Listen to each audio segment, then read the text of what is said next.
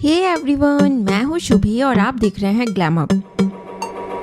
रीना ने सहारा वन के popular show वो रहने वाली महलों की शो से अपने रोल की मासूमियत से फैंस के बीच जगह बना ली थी और उन्हें सूरज बड़जात्या की टीवी हीरोइन की टैगलाइन भी दे दी गई थी, क्योंकि उनके रोल से स्वीटनेस और मासूमियत झलकती थी। उनकी पर्सनल लाइफ को देखें तो रीना एक मर्चेंट नेवी फैमिली से बिलोंग करती है और उनके फादर और ब्रदर दोनों ही सेम प्रोफेशन इंडियन नेवी से है। इतना ही नहीं, उनके इन-लॉज भी बहुत ही एजुकेटेड है और ये कहना गलत नहीं होगा कि रीना काफी लकी रही है। रीना कपूर का जन्म 17 मार्च 1983 को दिल्ली में हुआ था। उनकी फैमिली में उनके पेरेंट्स के अलावा उनके ब्रदर भी है। रीना एक well educated and humble family background से बिलोंग करती है और अपनी स्कूलिंग और कॉलेज की डिग्री उन्होंने दिल्ली से ही ली और स्टडीज में वो हमेशा से ही एक अबव एवरेज स्टूडेंट रही। बट किस्मत उन्हें किस तरह एक्टिंग फील्ड में ले आई, इसकी भी इंटरेस्टिंग सी कहानी है। वो बताने से पहले मैं बता दूं कि रीना की फैमिली का हमेशा ही आध्यात्म की तरफ झुकाव रहा है और वो एक फैमिली गुरुजी की टीचिंग्स को फॉलो करते रहे हैं और टाइम के साथ साथ रीना का भी आज भक्ति में बहुत ज्यादा झुकाव बढ़ गया है। पर उनका कभी भी टेलीविजन या मूवीज ज्वाइन करने का प्लान नहीं था।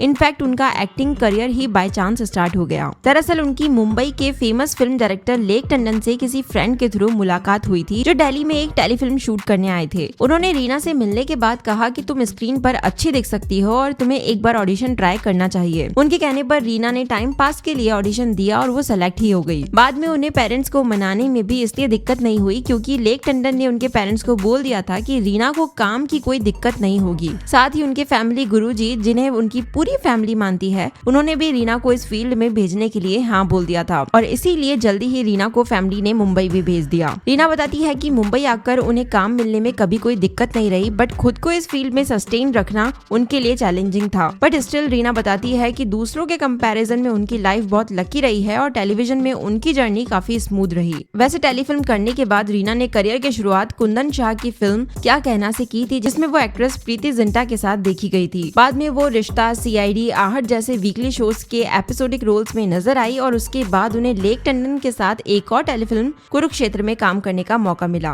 कुछ एपिसोड्स करने के बाद जब उनका मन नहीं लगा तो वो वापस दिल्ली आ गई। तब उनके फादर ने कहा कि जो भी काम कर रही हो उसे सीरियसली करो। उनके फादर नेवी में थे और उनकी पोस्टिंग मुंबई में होने के बाद रीना परमानेंटली उनके साथ मुंबई में अपना करियर बनाने आ गई। तभी रीना को दूरदर्शन के जय गंगा मैया शो में लीड रोल का चांस मिला और इस शो में उनके रोल को इतना एडमायर किया गया कि सब उन्हें गंगा मैया के नाम से ही बुलाने लगे। इस शो के बाद सूरज बड़जात्या अपने शो के लिए एक नए फेस की तलाश में थे और रीना इसके ऑडिशन देने गई और डायलॉग डिलीवरी और स्क्रीन टेस्ट में कामयाब रही और जल्दी ही उन्हें शो वो रहने वाली महलों की में कास्ट कर लिया गया और ये शो उनकी लाइफ का बिगेस्ट ब्रेक साबित हुआ, ये आज सभी जानते हैं। और 6 साल तक शो ऑन एयर रहा और रीना उस टाइम टेलीविजन की सबसे टॉप एक्ट्रेस बन चुकी थी। रीना कभी भी इस बात की फेवर में नहीं रही कि इंडस्ट्री में नेटवर्क बनाने के लिए और करियर मेंटेन करने के लिए उन्हें लेट नाइट पार्टीज करनी होगी या फिर ड्रिंक्स, और उन्होंने सिर्फ अपने हार्ड वर्क पर ही यकीन किया। बाद में वो देखो मगर प्यार से, किसे अपना कहे जैसे कई टीवी शोज का भी पार्ट रही। करंटली वो आशाओं का सवेरा धीरे धीरे से में नजर आ रही है, जो ऑडियंसेस के बीच काफी पॉपुलर शो बन चुका है और इस साल के एंड में वो एक फिल्म के लिए भी काम करेंगी। वैसे उनका ड्रीम रोल है बाहुबली की शिवगामी जैसी पावरफुल एंड रेस्पेक्टफुल वुमेन का रोल प्ले करने का। रीना बताती है कि यदि वो एक एक्टर नहीं होती तो सिंगर बनना चाहती, क्योंकि उन्हें हमेशा से ही सुरों का ज्ञान रखना पसंद है और वो अपने गुरुजी के काफी सत्संग अटेंड करती थी, जहाँ डिफरेंट लोकेशन से सिंगर भी आया करते थे। उन्हीं के भजन सुनकर रीना के मन में भी भक्ति जागी, साथ ही हारमोनियम बजाने की इच्छा भी। लकीली एक दिन उनके गुरुजी उनके लिए हारमोनियम ले आए। रीना ने महीनों तक ट्राई तो किया बट वो उसे सीख नहीं पा रही थी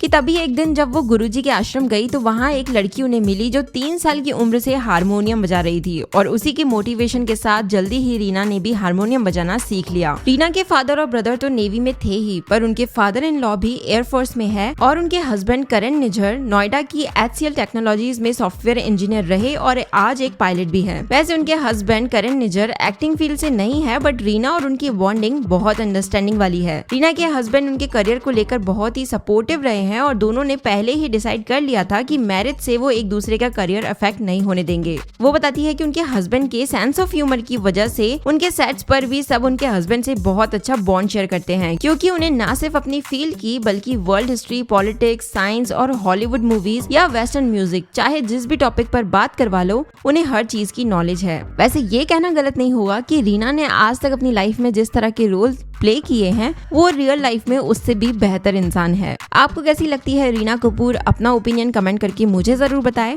और इस वीडियो को लाइक करके चैनल को सब्सक्राइब करना बिल्कुल ना भूलें। मैं फिर आऊंगी एक ऐसे ही नए वीडियो के साथ। Till then stay connected, be happy.